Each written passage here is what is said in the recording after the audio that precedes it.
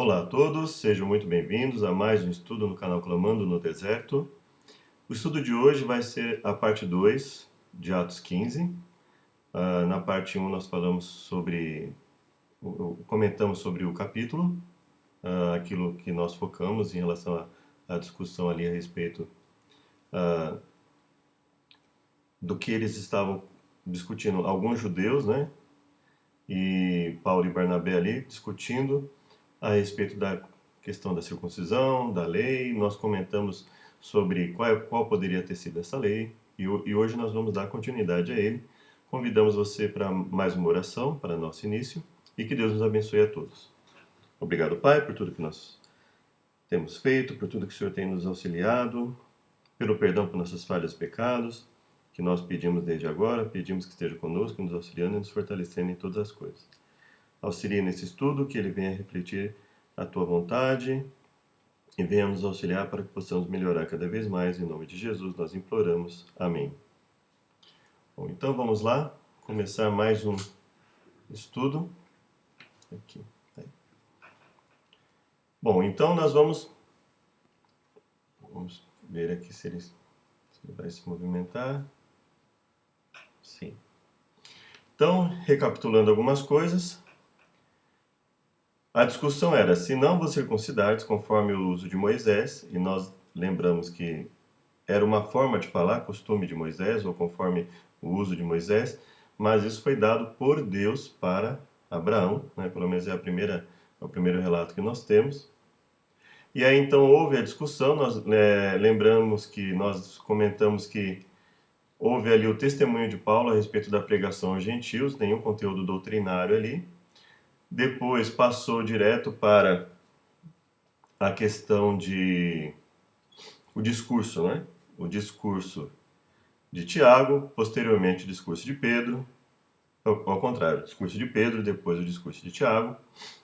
Lembramos aqui mais um verso que fala, né? Dizendo que era mister circuncidá-los e mandar-lhes que guardassem a lei de Moisés. E aí nós conversamos a respeito do que Deus deu lá, desde o Gênesis, né?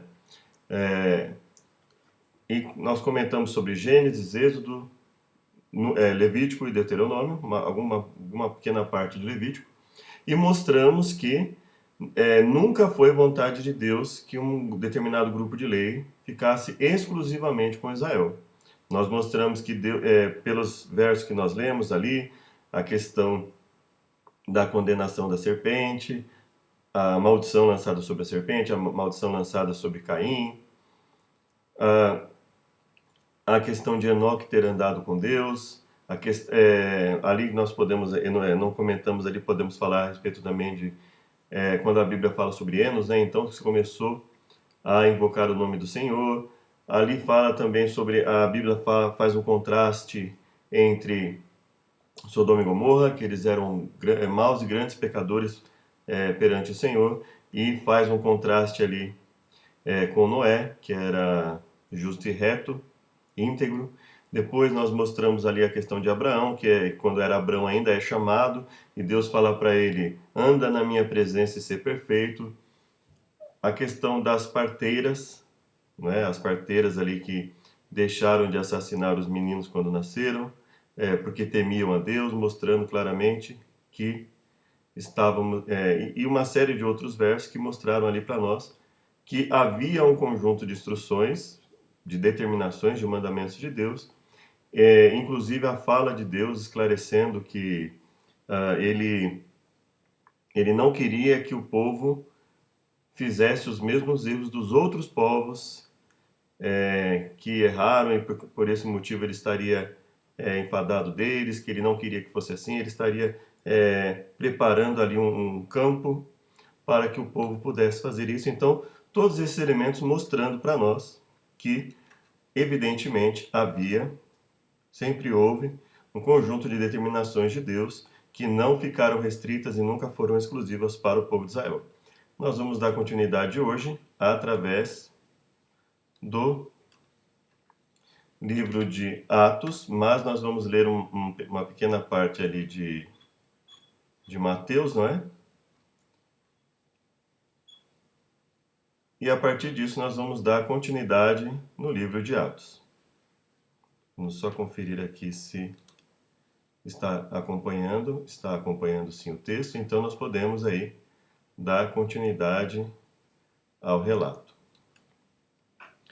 Então, Mateus nos diz o seguinte, Mateus 28, 19 e 20.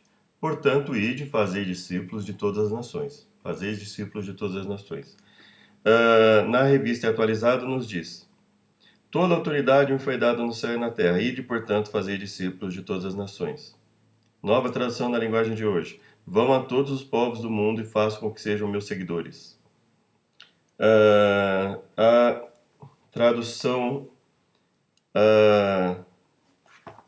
do Novo Testamento Interlinear da Sociedade Bíblica do Brasil nos diz o seguinte: indo, pois, discipulai todas as nações. Então veja que a ordem é clara, é para ir a todas as nações, batizando-os em nome do Pai, do Filho e do Espírito Santo, ensinando-os a guardar todas as coisas que vos tenho mandado, e eis que estou convosco todos os dias até a consumação dos séculos. Amém. Ensinando-os a guardar todas as coisas que eu vos tenho mandado. Almeida Revista Atualizada, ensinando-os a guardar todas as coisas que eu vos tenho ordenado. Nova tradução da linguagem de hoje, ensinando-os a obedecer a tudo que tenho ordenado a vocês. A interlinear, ensinando a eles a guardar todas as coisas as quais ordenei a vós. E aí alguém pode dizer, mas a pregação era para não era para os gentios. Aí eu acredito que exista uma certa confusão quando Jesus disse que era para pregar primeiro as ovelhas perdidas da casa de Israel. Ele não estava dizendo que era para pregar exclusivamente as ovelhas perdidas da casa de Israel, mas que primeiro fosse a elas, mas ele não estava excluindo os outros povos. E aqui ele deixa claro, discipulai todos, em todas as nações, aqueles que quiserem aceitar, ensinando-os a guardar todas as coisas que eu vos tenho mandado. Que todas as coisas seriam essas? Será que ensinar todas as coisas que Jesus tinha mandado se resumia àquilo que Tiago falou? Que envolvia a alimentação e não se prostituir? Será que era só isso, né? E ainda a alimentação num aspecto bastante limitado, né? Não comer coisas sacrificadas a ídolos, se abster do sangue. Será que era só isso? Evidente que não, né? Quando nós já comentamos sobre os evangelhos e a lei, para quem quiser assistir, nós temos um conjunto de vídeos comentando vários versos de Jesus a respeito da lei. E nós vemos que não era isso, que Jesus ensinou uma série, que aliás ele tornou mais rígidos alguns mandamentos, algumas instruções dadas por Deus. Jesus tornou ainda mais rígido. Então vamos começar lá em Atos 1, verso 8, tendo em mente que Jesus falou que era para ensinar tudo que ele houvesse ordenado, que ele havia falado sobre diversos mandamentos e ele havia tornado esses mandamentos ainda mais rígidos. Tendo isso em mente, aqui está ok, vamos começar a leitura de Atos. Mas recebereis a virtude do Espírito Santo que há de vir sobre vós, e ser-me-eis testemunhas, tanto em Jerusalém como em Judéia e Samaria, e até os confins da terra. Então a pregação, desde o início, todos sabiam que era para pregar até os confins da terra. Talvez houvesse uma confusão inicial a quem pregar ou quando começar a pregar aos gentios, mas dificilmente havia ali uma confusão generalizada a respeito de que era para se pregar aos gentios também. Quando pregaram ali para aquele grupo, né, na ocasião do Pentecostes, esse aqui é Atos 2, né? Quando pregaram ali por ocasião do Pentecostes, no final do discurso, olha só, saiba, pois, com certeza toda a casa de Israel, que é esse Jesus a quem vós crucificastes, Deus o fez Senhor e Cristo.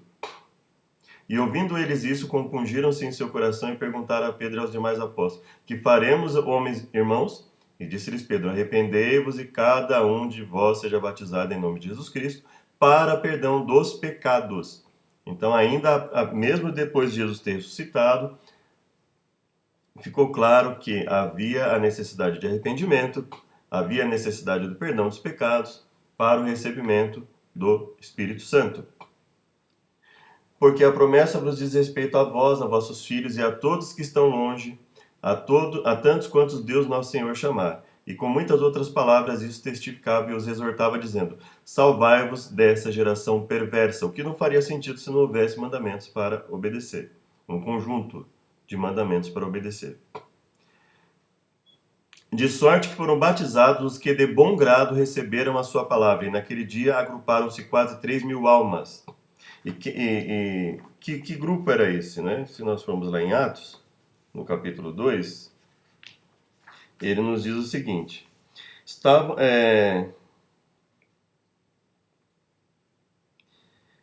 habitando em Jerusalém judeus, homens, verso 5, capítulo 2, verso 5 de Atos. Ora, estavam habitando em Jerusalém judeus, homens piedosos, vindos de todas as nações debaixo do céu. E foi desse grupo que nós temos esse batismo. Então essas pessoas se batizaram, elas aceitaram a Jesus e elas foram instadas a se arrepender para o perdão dos pecados, e eles perseveravam na doutrina dos apóstolos, na comunhão, no partir do pão, nas orações. Em toda a alma havia temor e muitas maravilhas e sinais faziam pelos apóstolos. Tinham tudo em comum. Então veja que a ideia de que a morte de Jesus tivesse anulado alguma coisa no sentido da necessidade de obediência, ela não vem daqui. Veja que ainda não se via, não se pregava o mandamento como meramente um ato de agradecimento, como se fosse algo que o cristão pudesse fazer opcionalmente. Ele pode continuar sendo um cristão que acredita em Deus, que vai ser salvo pela graça, e voluntariamente deixar,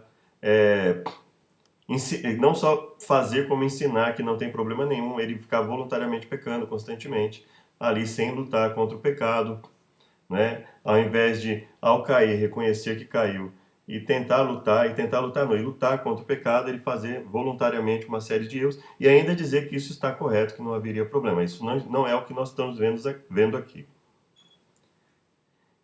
E aí Pedro diz para eles: homens israelitas, por que vos maravilhais disso? Ou por que olhais, depois do milagre que ele havia feito, né, como se por nossa própria virtude ou santidade fizéssemos andar esse homem? Ou seja, ele não está dizendo aqui que não havia necessidade de santidade.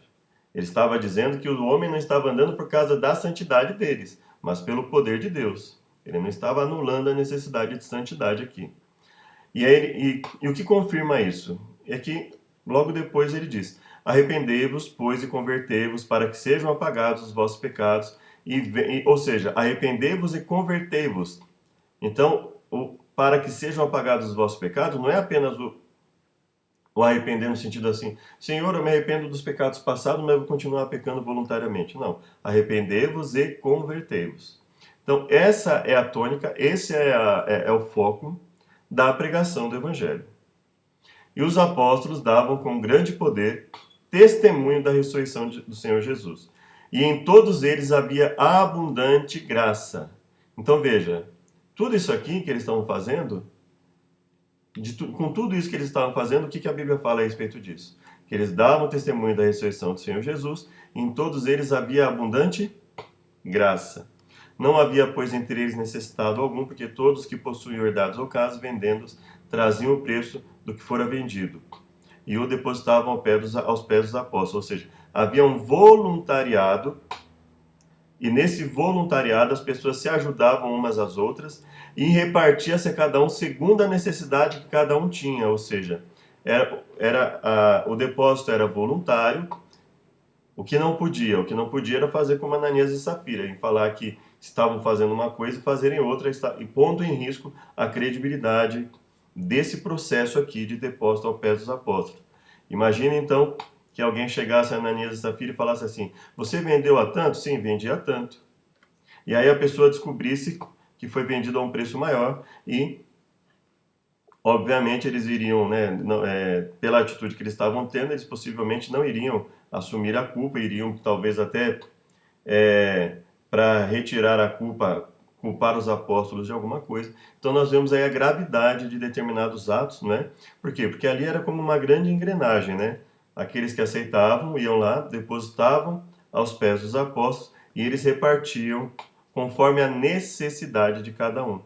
Ou seja, não era algo imposto, mas a partir do momento que a pessoa aceitava fazer, ela teria que fazer da forma correta, ou então não fazer. Então não queria fazer, não fizesse. Então nós vemos o nível espiritual dessa igreja. Quando os apóstolos ali foram coagidos, né? Alguns apóstolos foram coagidos. Não vos admoestamos nós expressamente que não ensinássemos nesse nome, e eis que encheste Jerusalém dessa vossa doutrina, e quereis lançar sobre nós o sangue desse homem. Porém, respondendo Pedro e os apóstolos disseram, mais importa obedecer a Deus do que aos homens. Veja que não era só uma questão de obediência, não era só uma questão de gratidão, era uma questão de compromisso, era uma questão de obrigatoriedade, obrigação. Ou seja, ou eu sou um discípulo e eu reconheço a necessidade de obedecer, ou eu não sou, não é? Não era por mera liberalidade do que as pessoas obedeciam.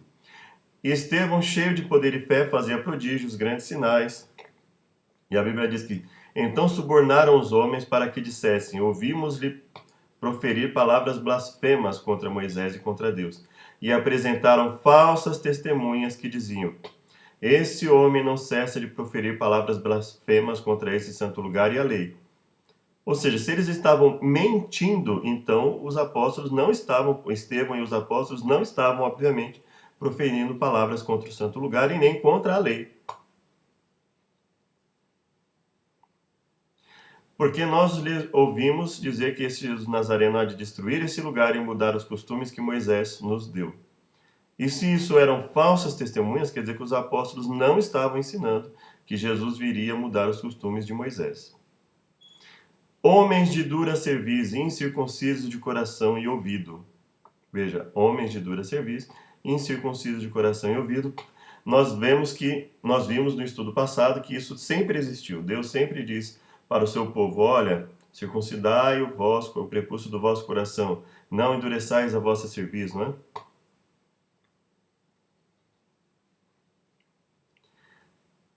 A qual dos profetas não perseguiram antes vossos pais? Até mataram os que anteriormente anunciaram a vinda do justo, do qual vós agora fostes traidores e homicidas. Olha só, ele estava ali, depois que Jesus ressuscitou, ele ainda dizia homicida. O que é homicida? Aquele que comete assassinato, não é? Vós que recebestes a lei por ordenação dos anjos e não aguardastes. Veja que eles estão enfatizando, longe de falar algo contra a lei, eles estão enfatizando a necessidade da guarda da lei. E os fiéis que eram da circuncisão, todos quantos tinham vindo com Pedro, maravilharam-se de que o dom do Espírito Santo se derramasse também sobre os gentios. Então veja que foi dado o dom também aos gentios, foi uma demonstração de que era para ser já era o momento de pregar a eles também. E subindo Pedro a Jerusalém, disputavam com ele os que eram da circuncisão, dizendo: entraste em casa de homens incircuncisos e comeste com eles. Então veja que também já havia essa disputa, né? Olha, Pedro havia entrado na casa de pessoas incircuncisas e comeu com eles, então já havia ali uma disputa, já havia uma pendência que precisaria ser resolvida em breve, talvez, né? A respeito de entrar na casa de homens incircuncisos e comer com eles. Veja que esse era um processo de evangelismo, então aí é preciso ter em mente que para eu pregar para um gentil, né, como é que eu vou exigir que um gentil se circuncide antes de pregar o evangelho? Não tem como. Então eu vou pregar a alguém circunciso antes dele se circuncidar, não é mesmo? Então veja que se isso for essa forma talvez de se colocar como uma generalidade, né? Como algo, olha, não pode entrar na casa de um incircunciso. Não mesmo reconhecendo a circuncisão, não havia como, né, chegar uma pessoa e precisaria primeiro pregar para ela, para depois dar a ela a oportunidade de circuncidar, né? Inclusive lá quando nós lemos nas leis dadas a Israel, um homem poderia, inclusive, um estrangeiro poderia inclusive estar ali no povo de Israel e não se circuncidar. Ele era obrigado a guardar determinados mandamentos, né, todos que fossem ali estipulados, que não fossem específicos para um sacerdote, por exemplo, alguma coisa nesse sentido, todos deveriam guardar. Mas ele poderia não se circuncidar, né? E aí a Bíblia inclusive fala que se ele não se circuncidasse, não participaria da Páscoa, mas ele poderia permanecer ali com o povo desde que não desobedecesse aos mandamentos que foram dados por Deus. Portanto, se Deus lhes deu o mesmo dom que a nós, quando havemos crido no Senhor Jesus Cristo, quem era então eu para que pudesse resistir a Deus? Então Pedro está falando, ou seja, olha, se Deus deu poder a eles, eu tenho que buscar entender o que está acontecendo e não crucificá-los, não separá-los. E de tudo o que pela lei de Moisés não pudesse ser justificados, por ele é justificado todo aquele que crê. Olha que interessante esse verso. De tudo o que pela lei de Moisés, pela lei dada por Deus a Moisés, não pudesse ser justificados, por ele é justificado todo aquele que crê. Ou seja, aquele que crê naquilo em que, diante da lei de Moisés, ele vier a cair, ele é justificado crendo em Jesus. Veja que essa é a tônica da pregação, né? Esse é Atos 13, 38 e 43. Se nós formos aqui em outras versões, por exemplo, né?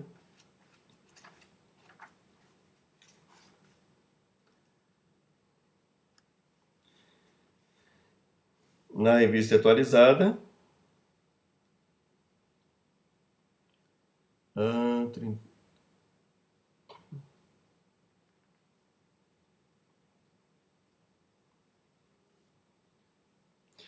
e por meio dele todo o que crê é justificado de todas as coisas das quais vós não pudesse ser justificados pela lei de Moisés.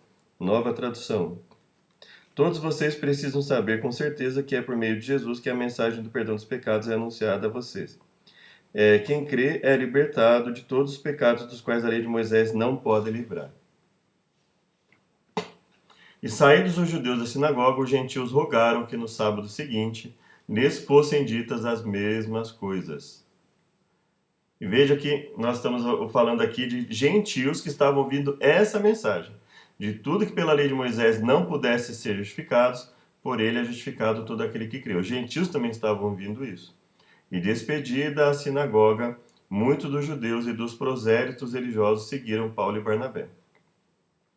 E aconteceu que em Icônio entraram juntos na sinagoga dos judeus e falaram de tal modo que creu uma grande multidão, não só de judeus, mas de gregos. Então veja que não há distinção aqui entre o que cada um iria obedecer. Ambos estão ouvindo a mesma mensagem, ambos estão participando da mesma fala na congregação. Timóteo, filho de uma judia que era crente, mas de pai grego. Então nós vemos aqui que não havia, veja que não há aqui nenhuma distinção, não há nenhuma mensagem distinta, né? Paulo quis que esse fosse com ele, tomando o circuncidou.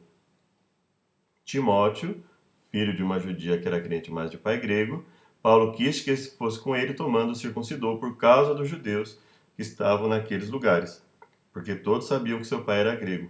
Então aqui nós já vemos um conflito, né?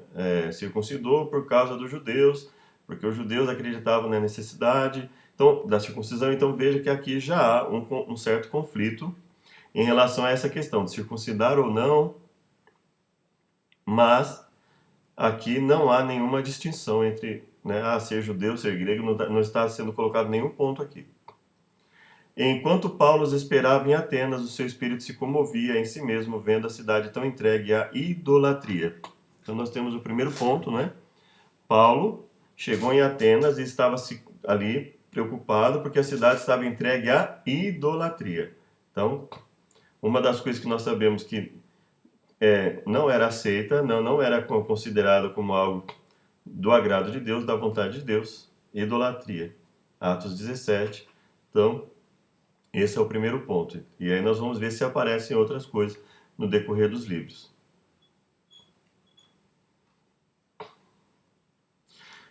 Agora, pois, irmãos, encomendo-vos a Deus e à palavra da sua graça, a Ele que é poderoso para vos edificar e dar herança entre todos os santificados. De ninguém cobicei a prata, nem o ouro, nem o vestuário. Atos 20, 32 e 33. Atos 20, 32 e 33.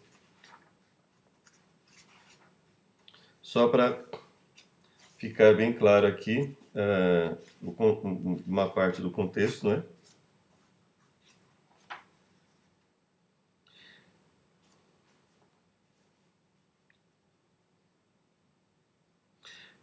Vou ler o verso 7. No primeiro dia da semana, estando nós reunidos com o fim de partir o pão, Paulo, que devia seguir viagem no dia imediato, exortava-os e prolongou seu discurso até meia-noite. Aí ele vai pregando, né? Verso 11.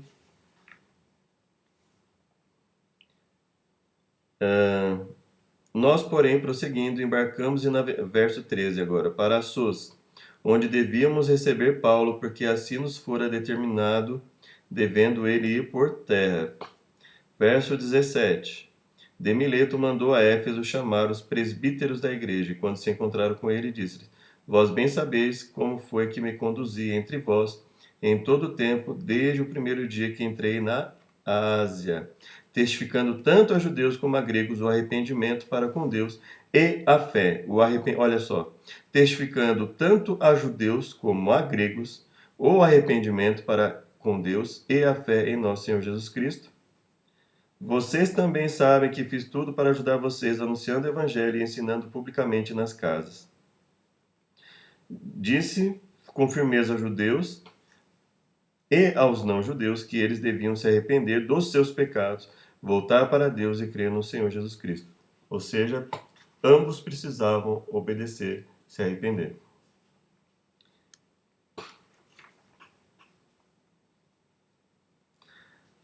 Verso 28. Atendei por vós e por todo o rebanho sobre o qual o Espírito Santo vos constituiu bispos, para pastoreardes a igreja de Deus, a qual ele comprou com seu próprio sangue.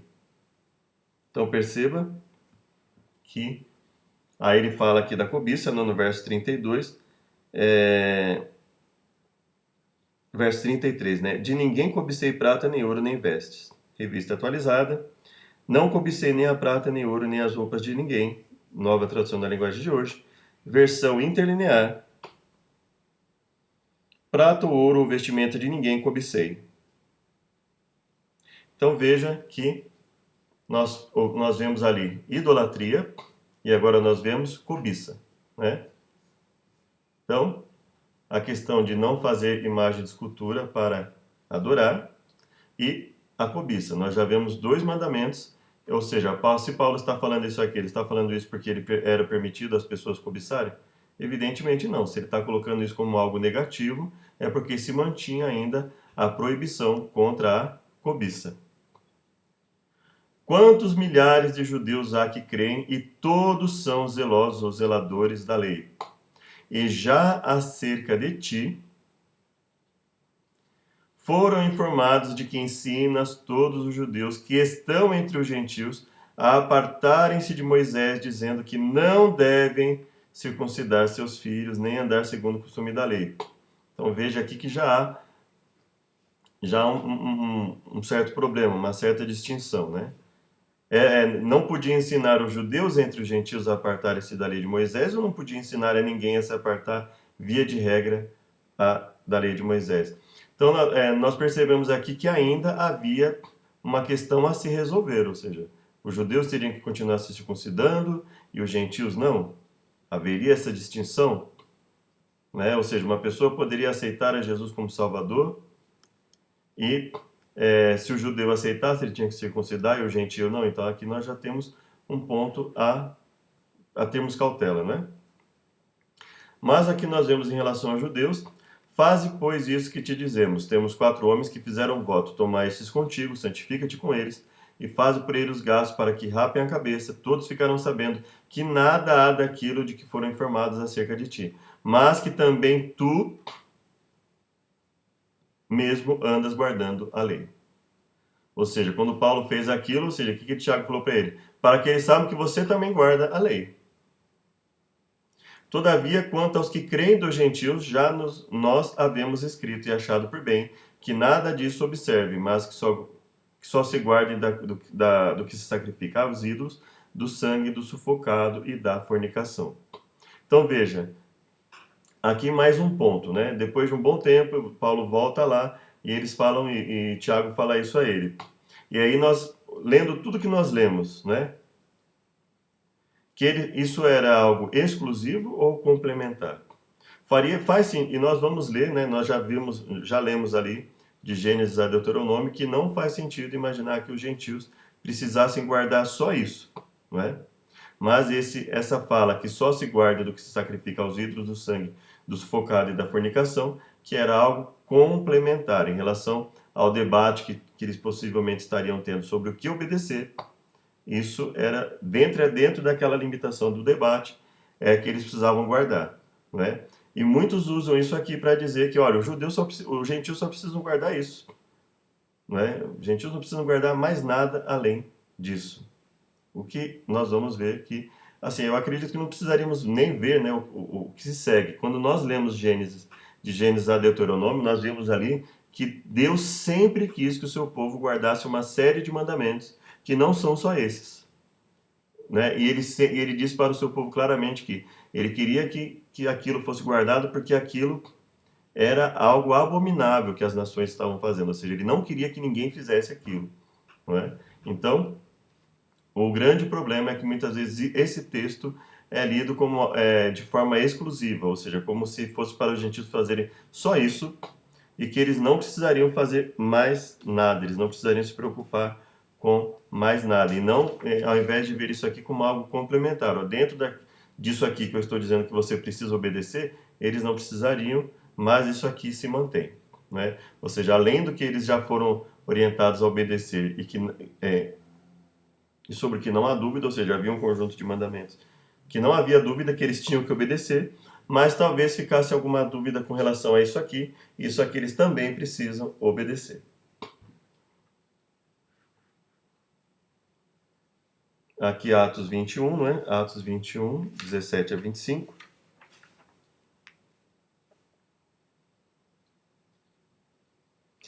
Quanto aos gentios que creram, já lhes transmitiram decisões para que se abstenham das coisas sacrificadas a ídolos, do sangue, da carne de animais sufocados e das relações sexuais ilícitas.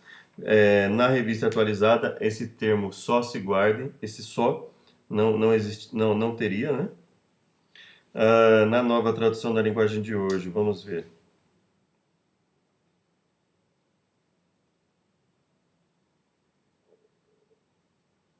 Quanto aos não-judeus que se tornaram cristãos, já mandamos uma carta a eles dizendo o seguinte: não comam de animais sufocados, nem de animais que foram oferecidos em sacrifício aos ídolos, nem sangue, nem carne de nenhum animal que tenha sido estrangulado e também que não pratique imoralidade sexual. Não existe também esse termo apenas. Vamos ver na interlinear.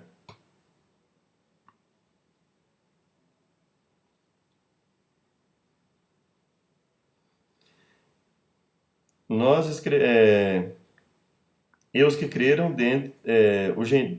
entre os gentios, né, acerca dos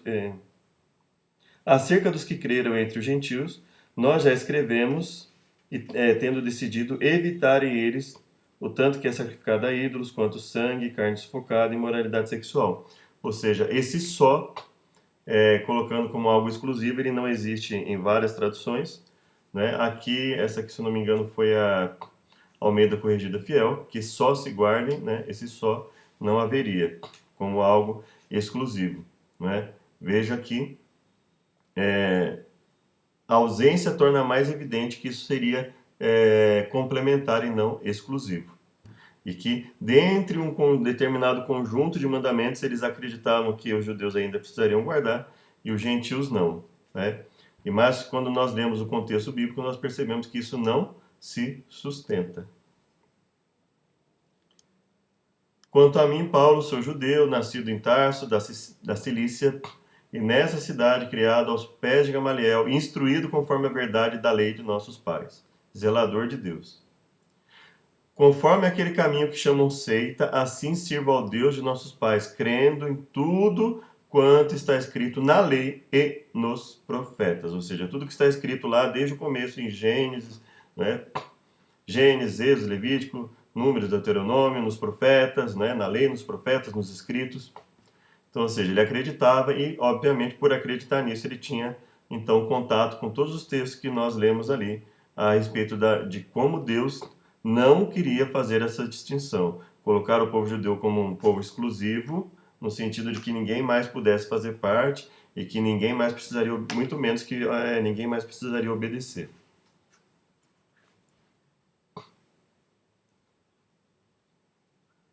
E chegando a ele, rodearam-no os judeus que haviam descido de Jerusalém, trazendo contra Paulo muitas e graves acusações que não podiam provar. Mas ele, em sua defesa, disse: eu não pequei em coisa alguma contra a lei dos judeus, nem contra o templo, nem contra César. Livrando-te deste povo e dos gentios, a quem agora te envio, para lhes abrires os olhos. Olha só, Atos 26, 15 a 20. Livrando-se deste povo. Olha só, quem está falando isso? E disse eu: quem é, Senhor? E ele respondeu: eu sou Jesus a quem tu persegues. Estava falando com Paulo, né, quando era Saulo, né? Mas levanta-te e põe-te sobre teus pés, porque te apareci por isso, para te pôr por ministro, testemunha tanto das coisas que tens visto, como daquelas pelas quais te aparecerei ainda. Livrando-te deste povo e dos gentios, a quem agora te envio. Olha só, gentios, a quem agora te envio. Vamos lá em Atos 26. Olhar aqui. Atos 26. 15, entre o 15 e o 20, né? Os versos, né? Entre os versos 15 e 20. Na revista atualizada. Mas levanta-te e firma-te agora sobre os pés, porque para isso te apareci, para constituir por ministro e testemunha tanto das coisas que viste, como daquelas pelas quais te aparecerei, livrando-te do povo e dos gentios, para os quais te envio, para lhes abrires os olhos e os converteres das trevas para a luz. Na nova tradução da linguagem de hoje, vou livrar você dos judeus e também dos não-judeus, a quem vou enviá-lo. Você vai abrir os olhos deles, a fim de que eles saiam da escuridão para a luz e do poder de Satanás para Deus, a fim de que recebam a remissão de pecados e herança entre os que são santificados pela fé em mim. Por isso, ó rei Agripa, não fui desobediente à visão celestial. Antes anunciei primeiramente aos que estão em Damasco e em Jerusalém e por toda a terra da Judéia e aos gentios que se emendassem e se convertessem a Deus, fazendo obras, se emendassem e se convertessem a Deus, fazendo obras dignas de arrependimento. Para quem que ele pregou? Ele pregou aos que estão em Damasco, Jerusalém, por toda a terra da Judéia e aos gentios que se emendassem e se convertessem a Deus, fazendo obras dignas de arrependimento. Então nós vemos aqui que já estava se construindo ali uma noção de que todos precisariam, sem exceção, do evangelho, do arrependimento, né? Homens e irmãos, não havendo eu feito nada contra o povo ou contra os ritos paternos, vim contudo preso desde Jerusalém. Então veja que Paulo está enfatizando que ele não havia feito nada contra o povo, contra os ritos paternos. Obviamente ele estava falando sobre ali a obediência à lei. E procurava persuadi-los à fé em Jesus, tanto pela lei de Moisés como pelos profetas. Então ele estava lendo Moisés e os profetas. Então como é que uma pessoa que estava lendo Moisés e os profetas não teria a noção de que Deus não deu uma lei exclusiva ao povo judeu e uma outra para os gentios? Não tinha como. Agora vamos então para Romanos. Nós já temos a noção de que não só Paulo, mas os apóstolos tinham que pregar para todo mundo, e que não havia sentido em estabelecer uma lei para os gentios e uma lei para os judeus. Ou seja, aquilo que nós lemos lá em Atos 15 e em Atos 21, era uma igreja ainda em desenvolvimento doutrinário, evidentemente, e tendo em mente que aquilo que Tiago estava falando não era algo exclusivo, não era um rol taxativo, não era uma coisa, é só isso e acabou, gente, eles não precisam fazer mais nada. Nós, pelo contexto que nós lemos, tanto naquilo que é chamado Antigo Testamento, nos evangelhos de Mateus, Marcos, Lucas e João, e nos outros livros nós vemos que não se sustenta a ideia de que os gentios só precisariam obedecer aqueles quatro mandamentos ali, sendo que 3 se referiam a não comer algo que fosse sacrificado a ídolos, não comer do sangue, animal sufocado e a imoralidade sexual, né? Vamos lá então para Romanos, verificar o que Paulo teria dito, por exemplo, aos romanos. A todos os que em Roma são amados de Deus e chamados para serem santos. Então, veja que não está havendo distinção aqui. Ah, não, é para os judeus. Não, está falando a todos. Meu propósito é colher algum fruto entre vocês, assim como tenho colhido entre os demais gentios. Meu propósito é colher algum fruto entre vocês, assim como tenho colhido entre os demais gentios. Agora vamos ver o que ele fala para esse grupo de gentios. E trocaram a glória do Deus imortal por imagens feitas segundo a semelhança do homem mortal, bem como de pássaros, quadrúpedes e répteis.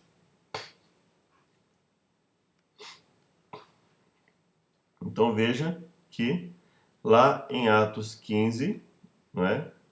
Fala sobre abster-se de coisas sacrificadas aos ídolos, mas não da adoração a eles, né? Então veja que nós temos aqui um mandamento a mais, não é? Trocaram a glória do Deus imortal por imagens feitas segundo a semelhança do homem mortal. Por isso Deus os entregou à impureza sexual segundo os desejos pecaminosos dos seus corações, para a degradação dos seus corpos entre si. Então ele está falando aqui sobre os ídolos, né, sobre a adoração aos ídolos, e não só sobre o abster-se de comer coisas sacrificadas a ídolos, mas da própria adoração aos ídolos. Então veja, confirmando que aquilo que foi dado por Tiago era complementar, e não um rol taxativo.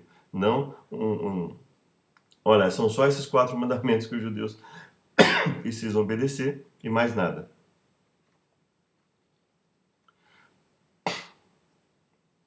Além do mais, visto que desprezaram o conhecimento de Deus, ele os entregou a uma disposição mental reprovável para praticarem o que não deviam. Deixa eu só dar uma conferida aqui. Está se modificando. Então veja só, ele fala que Deus os entregou uma disposição mental reprovável para praticarem o que não deviam. E o que ele fala que eles estariam praticando e que não devia ser praticado? E aí ele fala não só isso, que não só uma disposição mental reprovável, não só praticar o que não deviam, mas que isso representava toda sorte de injustiça, maldade, ganância e depravação. E aí eles falam, cheios de inveja. E inveja está relacionada ao quê? Inclusive à cobiça. Homicídio. Havia alguma coisa contra o homicídio lá? Não. Rivalidades. Havia alguma coisa sobre rivalidade lá? Também não. Engano e malícia. São bisbilhoteiros, caluniadores. Havia alguma coisa contra a calúnia lá na fala de Tiago? Não. Inimigos de Deus, insolentes, arrogantes, presunçosos, inventam maneiras de praticar o mal, desobedecem a seus pais. Havia alguma coisa sobre desobediência, contra a desobediência aos pais lá? Não. Insensatos, desleais, sem amor pela família, implacáveis. Então nós vemos aqui uma série de coisas que Paulo já de início ele fala, olha, nada disso é a vontade de Deus. Deus é contra tudo isso e ele tem mandamentos claros contra tudo isso.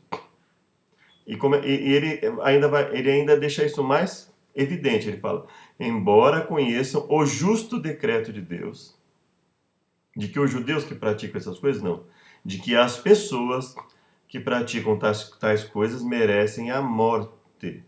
Não somente continuam a praticá-las, mas também aprovam aqueles que as praticam. Olha só que interessante ele fala. Embora eu conheça o justo decreto de Deus, que justo decreto de Deus seria esse? Que as pessoas que praticam tais coisas merecem a morte.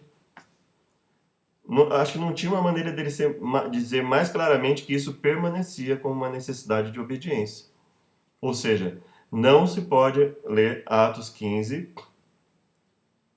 no sentido de que era para os judeus só fazerem aquilo. Ou seja, aquilo era um complemento ao que eles já haviam conhecido, ou aqueles que não conhecessem precisariam conhecer.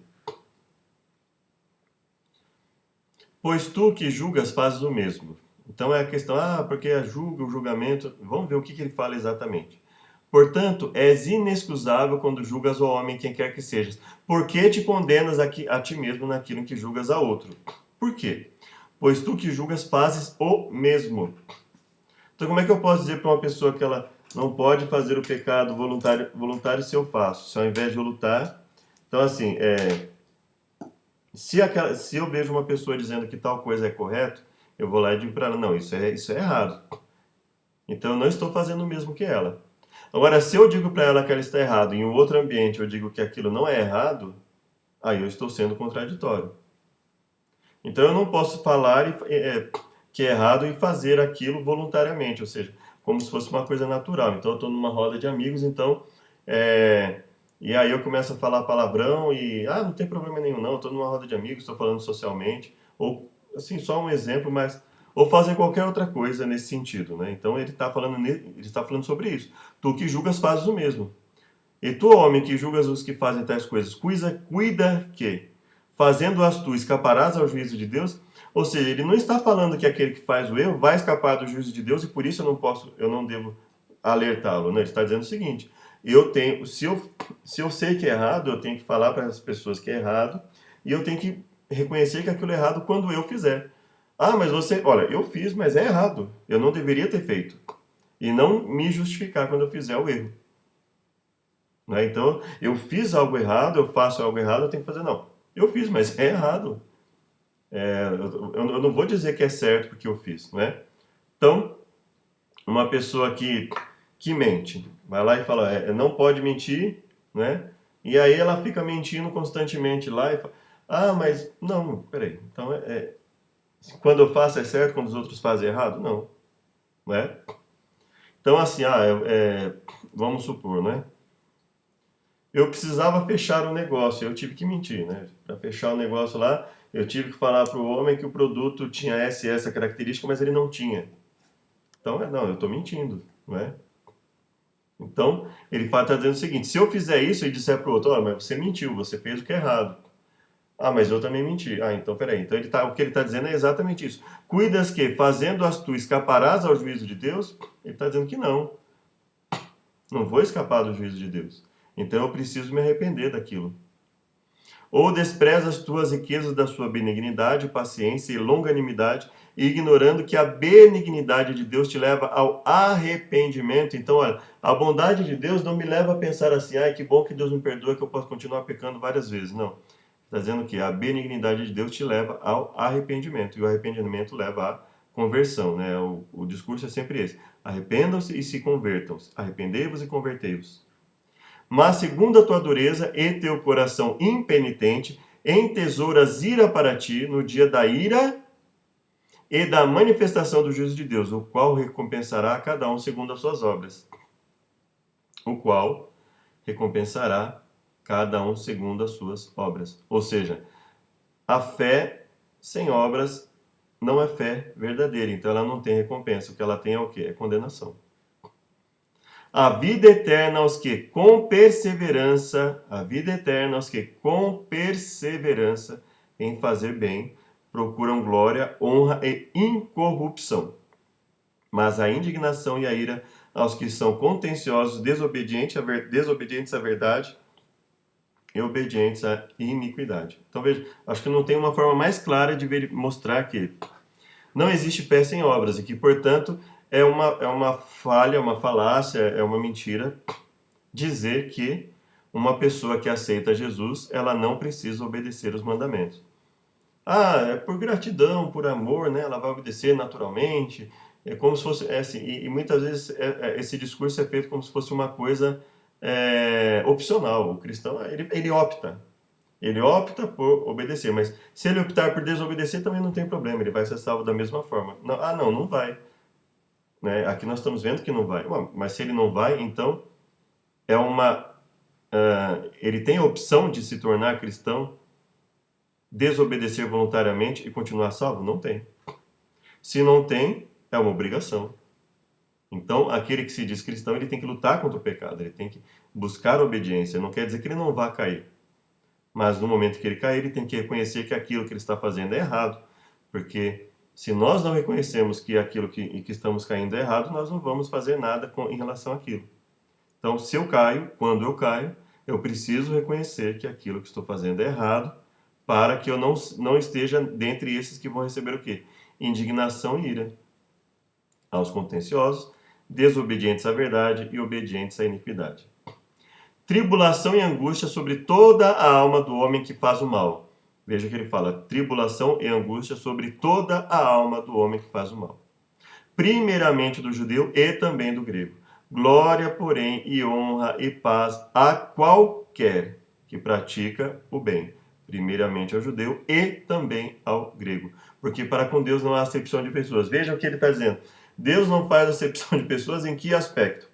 Aquele que obedece, aquele que pela fé se entrega a Deus e busca obedecer, entendendo que essa obediência não é opcional, se ele quer estar entre os salvos, essa fé vai levar às boas obras, ou seja, ele vai se entregar a Deus, permitir que o Espírito Santo trabalhe para mudar a vida. Não é? Então é nesse aspecto que ele está falando, porque para com Deus não há acepção de pessoas. Não está dizendo assim, aquele bandido que quer continuar sendo bandido, ele... Não é isso que ele está dizendo. Ele está dizendo que aquele bandido que quer continuar sendo bandido e deliberadamente conhecendo a mensagem de Deus, ele quer continuar assim, até que ele se arrependa, qual é a condição dele? Perdido. Não é no sentido de que Deus não faz acepção de pessoas, então eu vejo uma pessoa que deliberadamente continua a cometer crimes e ir atrás de crimes, é pecado atrás de pecado, e ela dizendo que está tudo bem, e aí não, mas Deus não faz acepção de pessoas, né? Então eu tenho que vê-lo como uma... lógico que eu tenho que vê-lo como servo que pode se arrepender, mas enquanto ele estiver daquela forma, ele está errado, eu tenho que dizer para as pessoas, isso é errado. E nessa condição, se ele não se arrepender, ele ou ela está perdido, perdida. Porque para com Deus não há acepção de pessoas, porque todos os que sem lei pecaram, sem lei também perecerão. E todos os que sob a lei pecaram, pela lei serão julgados. Porque os que ouvem a lei não são justos diante de Deus, mas os que praticam a lei hão de ser justificados. Porque os que ouvem a lei não são justos diante de Deus, mas os que praticam a lei hão de ser justificados. Porque quando os gentios que não têm lei fazem naturalmente as coisas que são da lei, o que é esse fazem naturalmente? Por eles mesmos? Pelo poder deles? Evidentemente não. Fazem por quê? Porque eles ouvem ali o Espírito Santo falar com eles e eles buscam fazer as coisas que são da lei. Não tendo eles lei, para si mesmos são lei, os quais mostram a obra da lei escrita em seus corações, testificando juntamente a sua consciência e os seus pensamentos, quer acusando-os, quer defendendo-os. Então, veja que não há desculpa para, porque aquele grupo de pessoas, né, eles não ouviram todo o evangelho ainda, não. Ou seja, aquele que permite que Deus trabalhe nele, ele vai demonstrar características de uma pessoa que quer servir a Deus. Eis que tu que tens por sobrenome judeu, e repousas na lei, e te glorias em Deus. Tu, pois, que ensinas a outro, não te ensinas a ti mesmo? Tu que prega que não deve furtar, furtas? Tu que diz que não deve adulterar, adulteras? Que abominas os ídolos, comete sacrilégio? Tu que te glorias na lei, desonras a Deus pela transgressão da lei? Então veja que ele não está condenando a fala a respeito da obediência. Pelo contrário, ele está condenando o quê? Falar uma coisa e fazer outra. Porque como está escrito, o nome de Deus é blasfemado entre os gentios por causa de vós. Por quê? Porque fala uma coisa e faz outra. Porque a circuncisão é na verdade proveitosa se tu guardares a lei. Porque a circuncisão é na verdade proveitosa se tu guardares a lei. Mas se tu és transgressor da lei, a tua circuncisão se torna incircuncisão. Ou seja, a incircuncisão física se torna nula em virtude da incircuncisão da mente espiritual. Ou seja, a circuncisão física se torna nula em função da desobediência voluntária. Se, pois, a incircuncisão guardar os preceitos da lei, olha que interessante. Se, pois, a incircuncisão, ou seja, aqueles que fisicamente incircuncisos, guardarem os preceitos da lei, porventura a incircuncisão não será reputada como circuncisão? E a incircuncisão que por natureza o é, se cumpre a lei, não te julgará porventura a ti, que pela letra e circuncisão és transgressor da lei? Veja que Paulo, longe de dizer que os gentios não precisavam de lei, Está anunciando aos judeus que eram circuncidados na carne que a circuncisão na carne não era algo incondicional, pelo fato deles serem circuncidados na carne, que a desobediência voluntária deles era Deus deixaria de lado. Ah, você é um judeu, você está transgredindo voluntariamente os mandamentos, mas você é circuncidado, então por causa da sua circuncisão, essa desobediência voluntária Deus vai deixar de lado. Não, né? Ele está falando, olha, isso não vai acontecer. O fato de você ser um judeu circuncidado, e isso não te dá o direito de transgredir a lei. Mas é judeu que o é no interior, e circuncisão é que é do coração, não no espírito, não na letra. Qual é, logo, a vantagem do judeu? Ou qual a utilidade da circuncisão? Olha que interessante essas variantes de texto a respeito do mesmo assunto, né, da circuncisão. Qual é, logo, a vantagem do judeu? Ou qual a utilidade da circuncisão? Então ele está falando de um grupo de coisas, né? Muita em toda maneira, porque primeiramente as palavras de Deus lhe foram confiadas. Romanos 3, né? Nós vamos até ler outras versões aqui. Vamos lá para Romanos 3.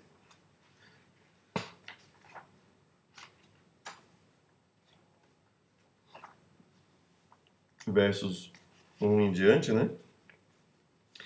Na revista atualizada, qual é, pois, a vantagem do judeu, ou qual a utilidade da circuncisão? Muita sobre todos os aspectos. Principalmente porque aos judeus foram confiados os oráculos de Deus. Nova tradução da linguagem de hoje. Então, qual é a vantagem de ser judeu? Será que ser circuncidado tem algum valor? Tem sim, e de muitas maneiras. E a primeira vantagem é que Deus entregou a sua mensagem aos cuidados dos judeus. Nova tradução da linguagem de hoje. Então, qual é a vantagem de ser judeu? Será que ser circuncidado tem algum valor? Tem, sim, e de muitas maneiras. E a primeira vantagem é que Deus entregou a sua mensagem aos cuidados dos judeus. A versão interlinear.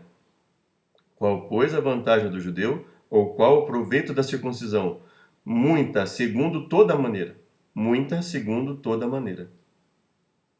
Primeiro, por um lado, porque foram confiados os oráculos de Deus. Então veja que aí já nos leva a uma reflexão a respeito do... pelo menos enxergar que o assunto não é tão simples quanto parece, a questão da circuncisão, mas principalmente a questão da obediência aos mandamentos de Deus. Principalmente em relação aos mandamentos que muitos colocam que os gentios não precisariam, por exemplo. Pois que somos nós mais excelentes? De maneira nenhuma, pois já dantes demonstramos que tanto judeus como gregos, todos estão debaixo do pecado. Tanto judeus como gregos, todos estão debaixo do pecado.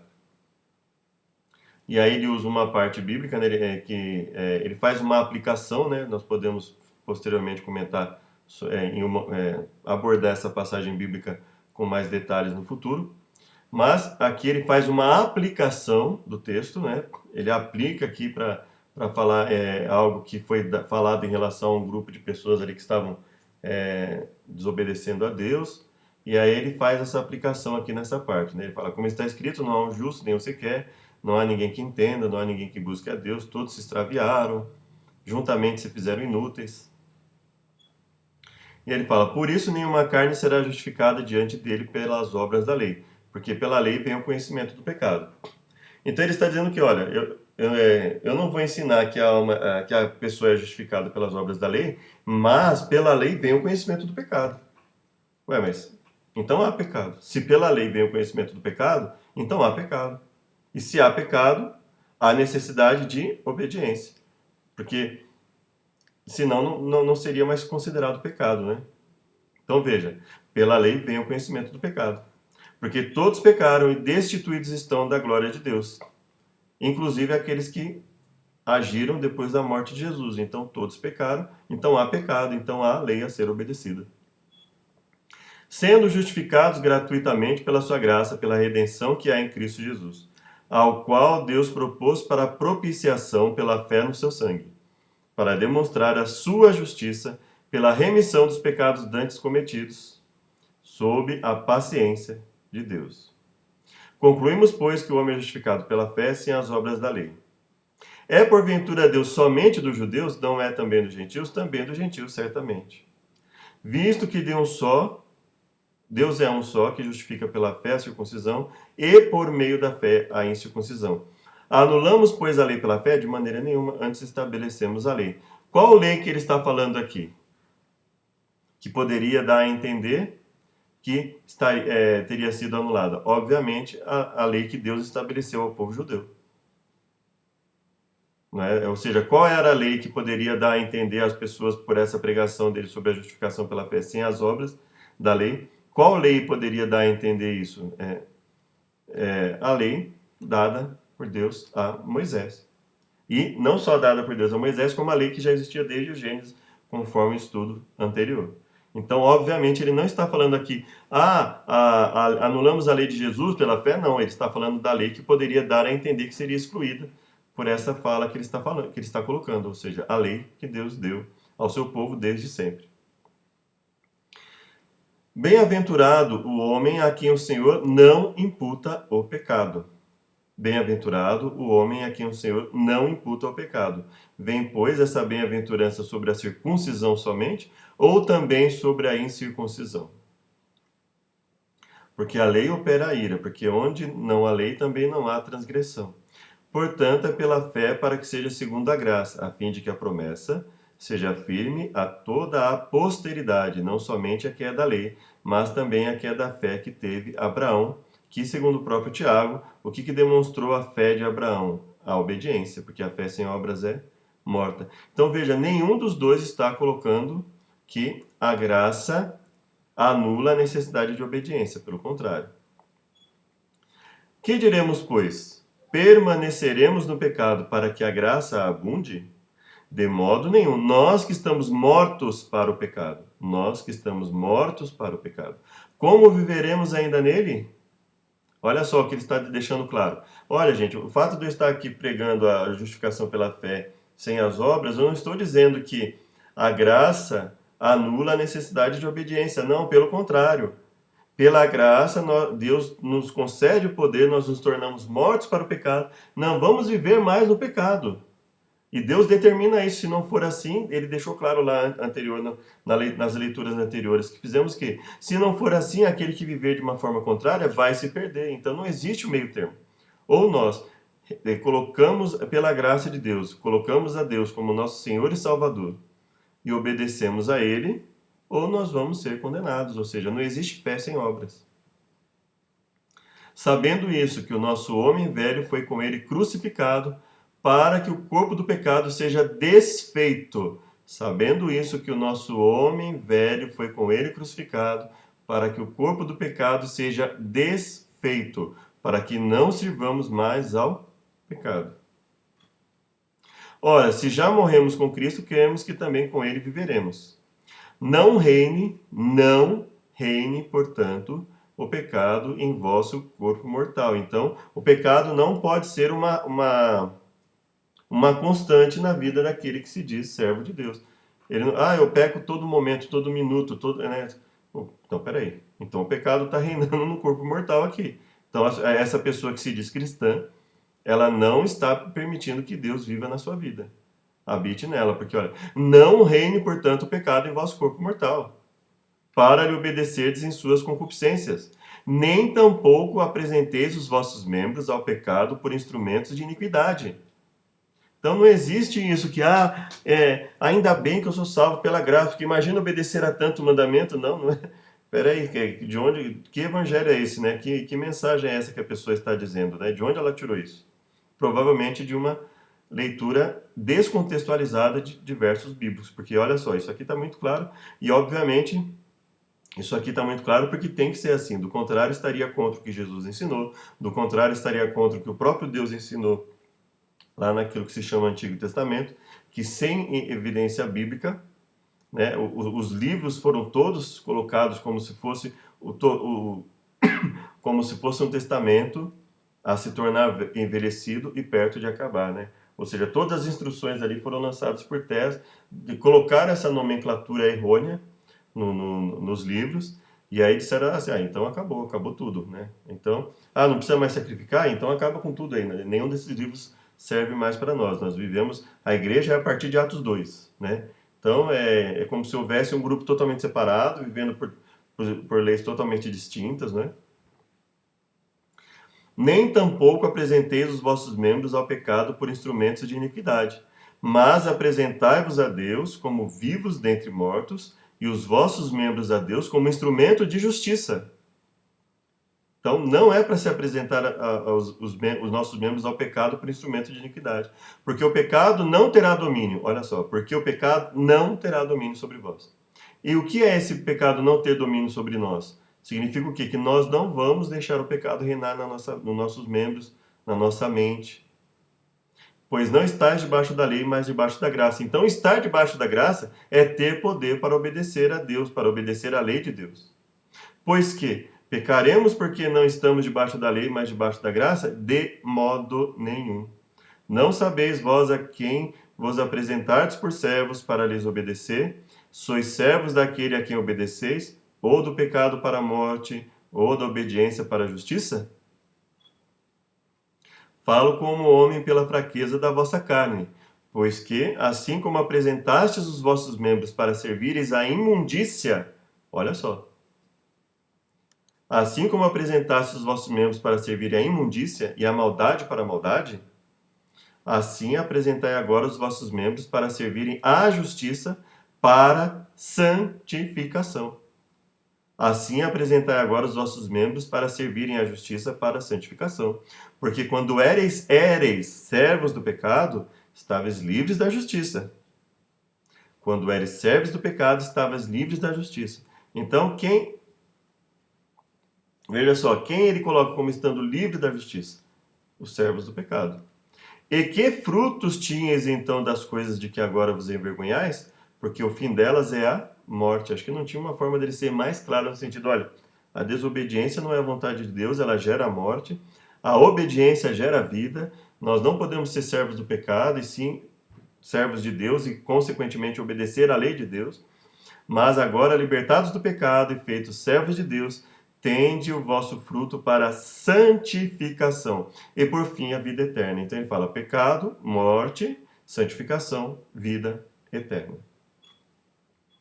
E aí ele finaliza, porque o salário do pecado é a morte, mas o dom gratuito de Deus é a vida eterna por Cristo Jesus, nosso Senhor. Então, esse verso, salário do pecado é a morte, mas o dom gratuito de Deus é a vida eterna por Cristo Jesus, nosso Senhor, ele é a conclusão do quê? Ou a continuação, pelo menos, do quê? De um texto em que ele apela para a nossa obediência, que nós não somos mais servos do pecado, nós que vivemos em Deus. Porque quando estávamos na carne, as paixões do pecado, que são pela lei, operavam em nossos membros para darem fruto para a morte. Agora eu pergunto, o que significa as paixões do pecado que são pela lei? É a lei que faz a gente pecar? Evidentemente não. Deus deu a lei para o quê? Ele mesmo colocou. Eu vos dou essa lei para que vocês coloquem essa lei no vosso coração e tenham poder, o meu poder aliado a essa lei para não pecarem. Mas agora temos sido libertados da lei, tendo morrido para aquilo em que estávamos retidos, para que sirvamos em novidade de espírito e não na velhice da letra. Que diremos, pois? É a lei pecado? É a lei pecado? É a lei que é o pecado? De modo nenhum. Mas eu não conheci o pecado senão pela lei, porque eu não conheceria a concupiscência se a lei não dissesse não cobiçarás. Opa, mais uma vez ele cita o pecado de não cobiçar. Ele coloca o não cobiçar como um mandamento da lei em vigor. E o mandamento que era para a vida, achei eu que me era para a morte. Porque o pecado, tomando ocasião pelo mandamento, me enganou. O pecado enganou, não é o mandamento que enganou. E por ele me matou. E assim, a lei é santa. E o mandamento? Santo, justo e bom. Logo, tornou-se-me o bom em morte? De modo nenhum. Ou seja, o mandamento, a lei se tornou em morte? De modo nenhum. Mas o pecado, para que se mostrasse pecado, operou em minha morte pelo bem, a fim de que pelo mandamento o pecado se fizesse excessivamente maligno. Ou seja, pela lei, aí é que eu tive noção da malignidade, do quanto o pecado é ruim, é prejudicial.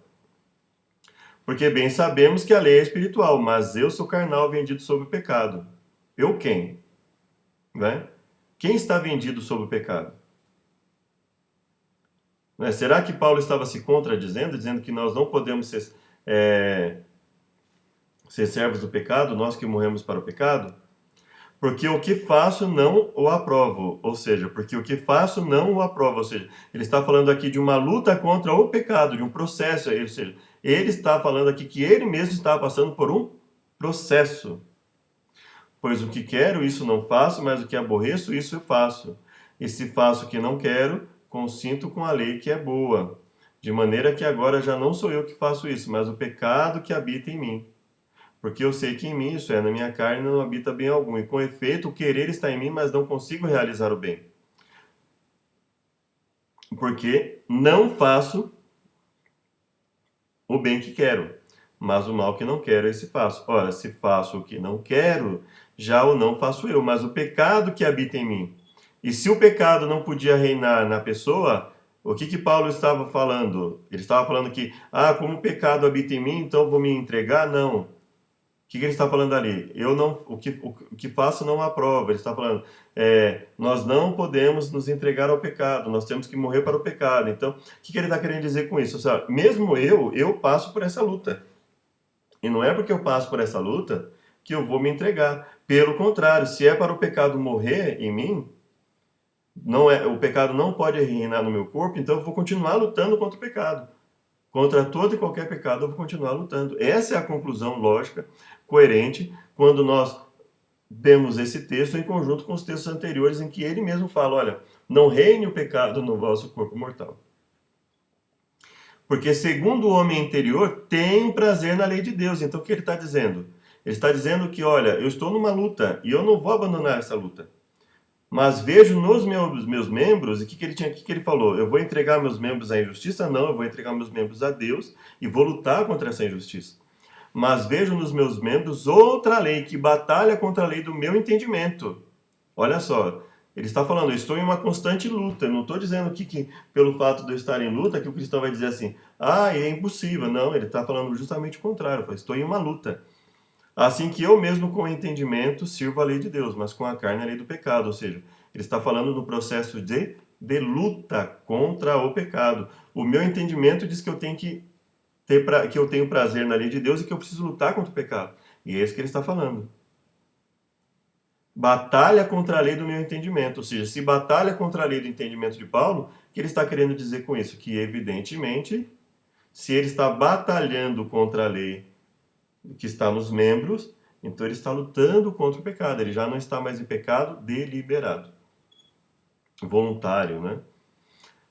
Agora, nenhuma condenação há para os que estão em Cristo Jesus, que não andam segundo a carne, mas segundo o Espírito.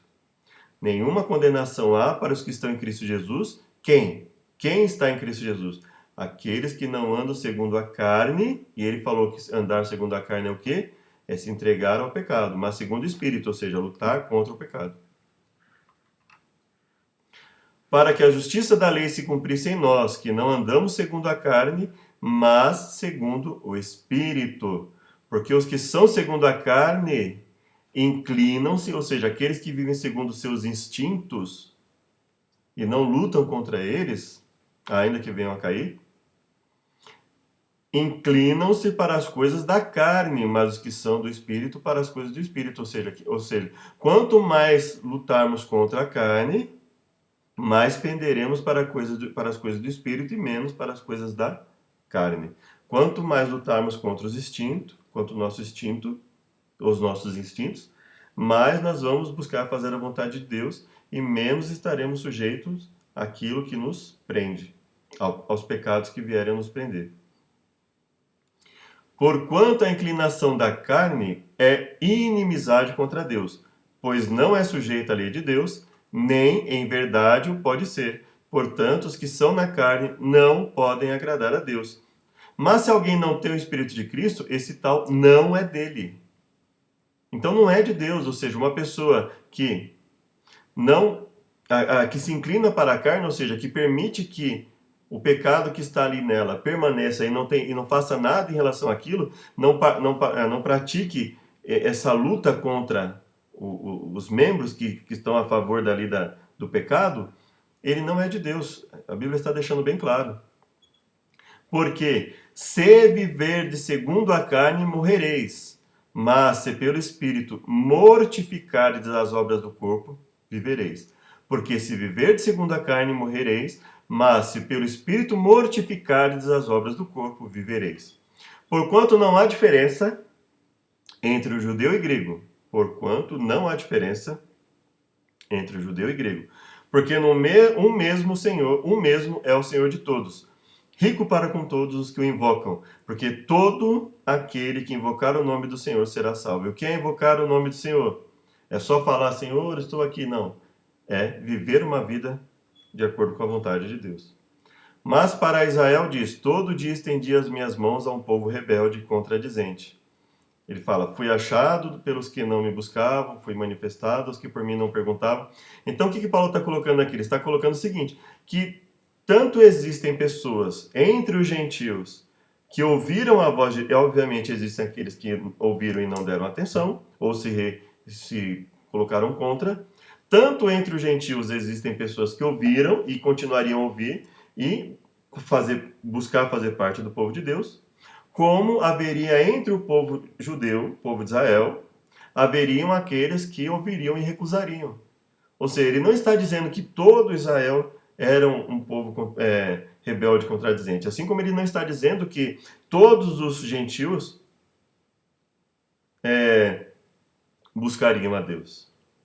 Veja que ele não está generalizando nem em relação à aceitação dos gentios, ou seja, todos os gentios aceitariam a Deus, e nem está generalizando em relação à rebeldia e contradição do povo de Israel. Ele não está dizendo assim, todos do povo de Israel rejeitaram. Não, ele não está dizendo isso. Ele está dizendo o seguinte, que dentre aqueles que se esperaria uma obediência, dentre alguns daqueles, ou uma parte grande ou uma parte pequena, independente, mas dentre aqueles que foram privilegiados com os oráculos divinos, houve rebeldia. E dentre aqueles que posteriormente tardiamente ouviram o evangelho, houve aqueles que aceitaram. Ele não está fazendo uma generalização.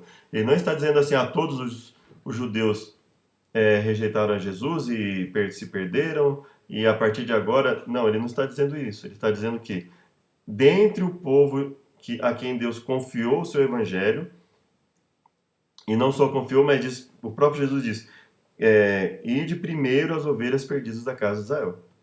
Né? Ou seja, o próprio Jesus falou, olha, não é uma coisa generalizada, né? Ninguém do povo, fora vocês aqui, vão aceitar, não. Então ele está dizendo isso, ele está mostrando que não depende necessariamente de ter a mensagem.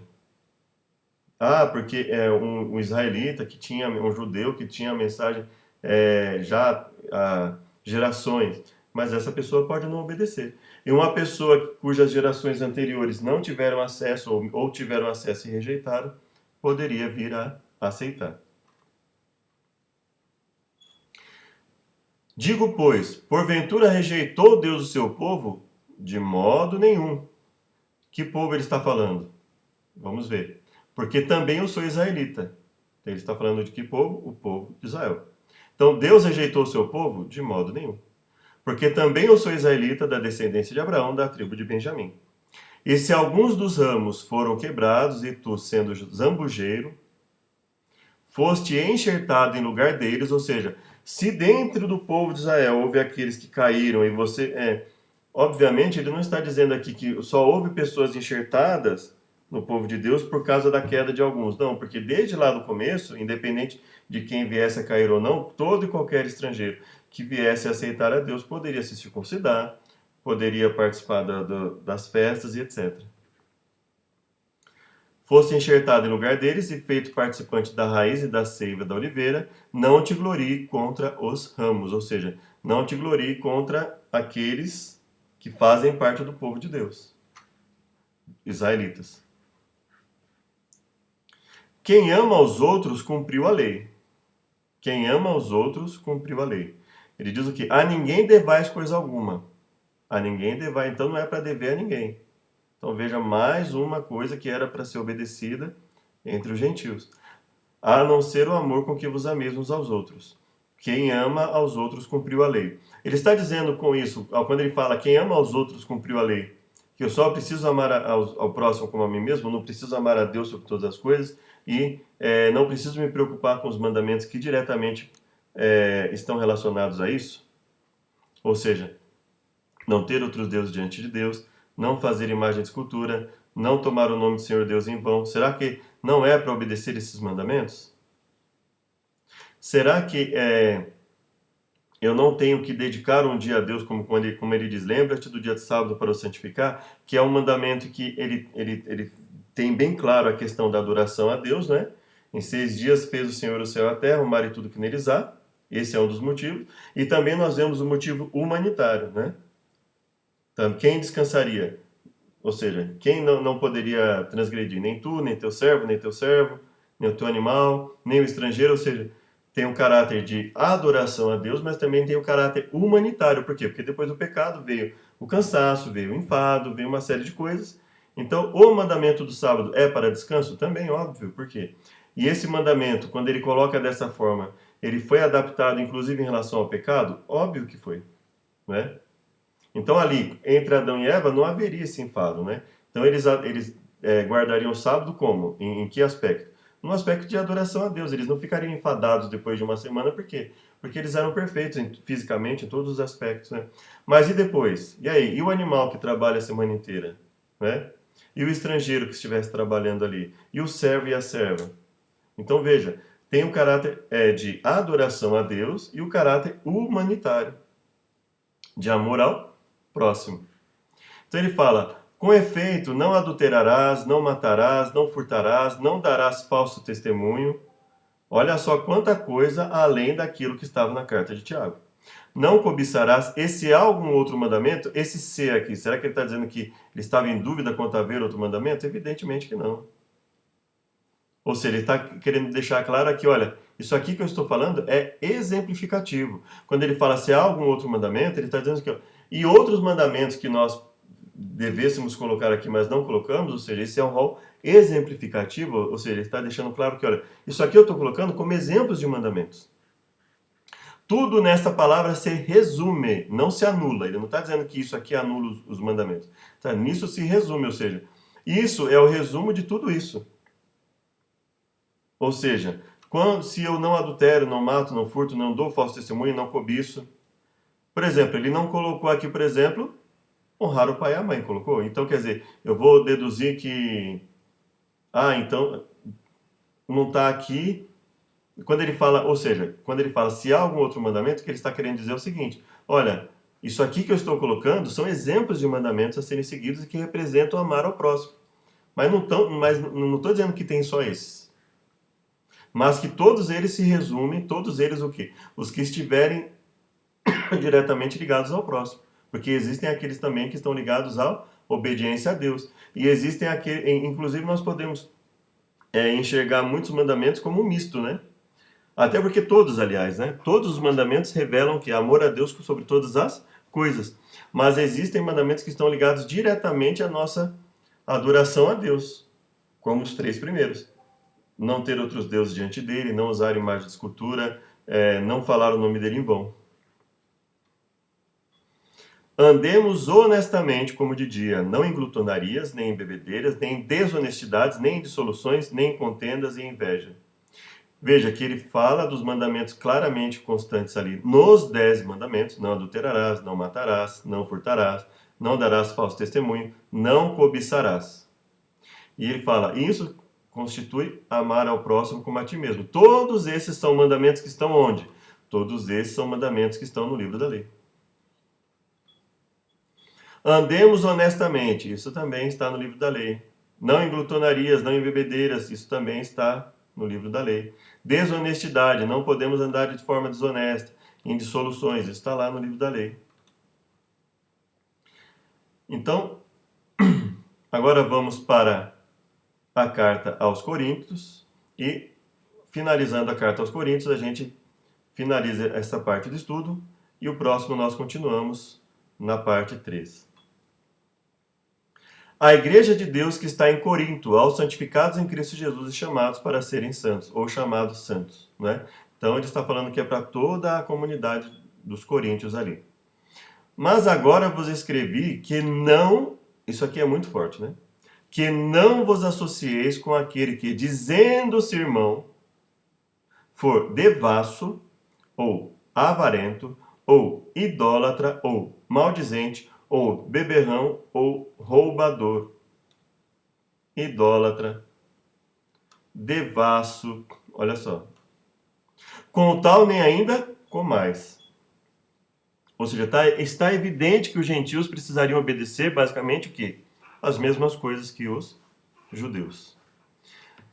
Não erreis, nem os devassos, nem os idólatras, nem os adúlteros, nem os efeminados, nem os sodomitas, nem os ladrões, nem os avarentos, nem os bêbados, nem os maldizentes, nem os roubadores herdarão o reino de Deus. Ou seja, está muito claro o ponto de necessidade de obediência à vontade de Deus e que a graça não nos isenta das obras e que todos precisam obedecer.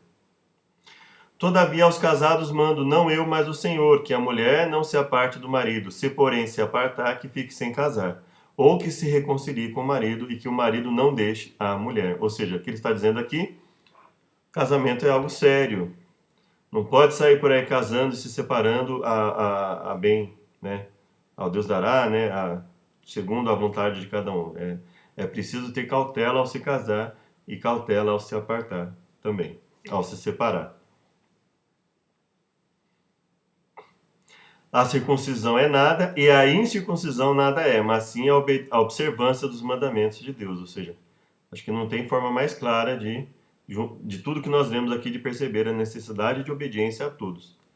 Fiz-me como judeu para os judeus, para ganhar os judeus, para os que estão debaixo da lei, como se estivesse debaixo da lei, para ganhar os que estão debaixo da lei, para os que estão sem lei, como se estivesse sem lei, não estando sem lei para com Deus, mas debaixo da lei de Cristo.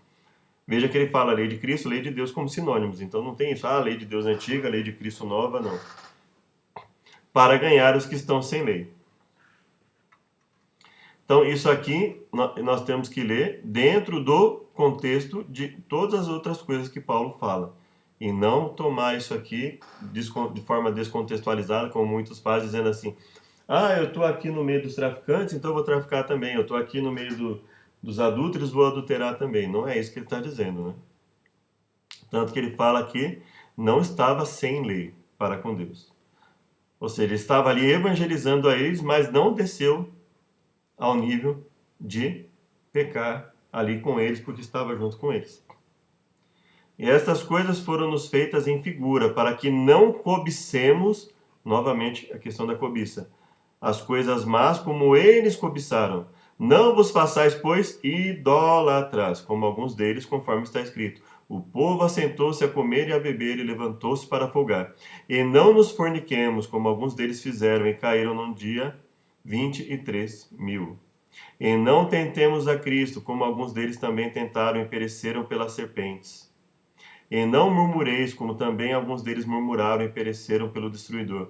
Veja quanta coisa que ele coloca, quanta coisa que está envolta ali na necessidade, né? Não murmurar, não tentar a Cristo.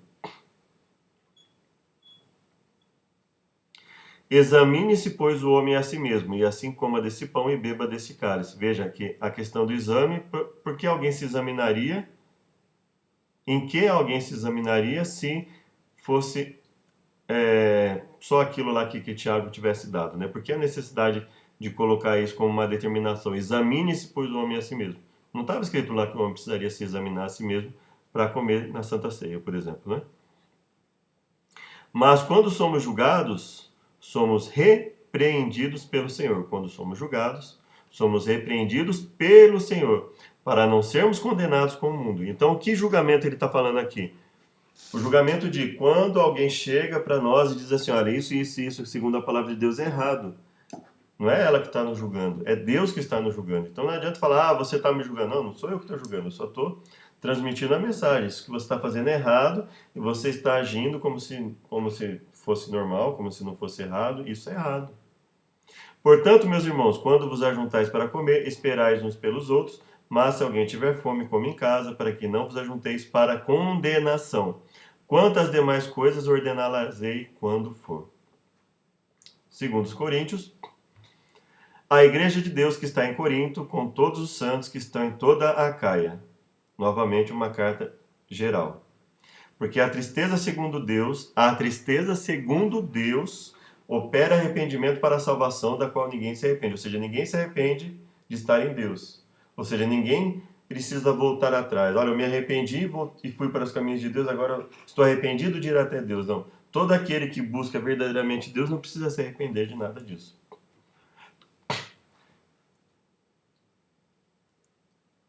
Porque receio quando chegar, não vos acho como eu quereria, e eu seja achado de vós como não quereríeis. Que de alguma maneira haja pendências, invejas, iras, porfias, detrações, mexericos, orgulhos, tumulto. Né? Lembra do estudo anterior? Não farás mexerico, né? Inveja, porfia. Que dantes pecaram e não se arrependeram da imundícia e fornicação e desonestidade que cometeram. Por boca de 2 ou 3 testemunhas será confirmada toda a palavra. Veja, o mesmo princípio que estava lá no que nós lemos no que é chamado Antigo Testamento. Veja que ele está colocando aqui vários pontos, né?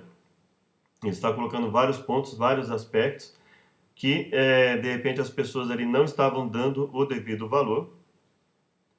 E quando nós lemos aqui os Romanos, o próprio livro de Atos, Romanos e Coríntios, nós vimos aqui o quê? Que é uma constante, né? Os mandamentos relacionados aos 10 mandamentos, mandamentos que estavam constantes no livro da lei.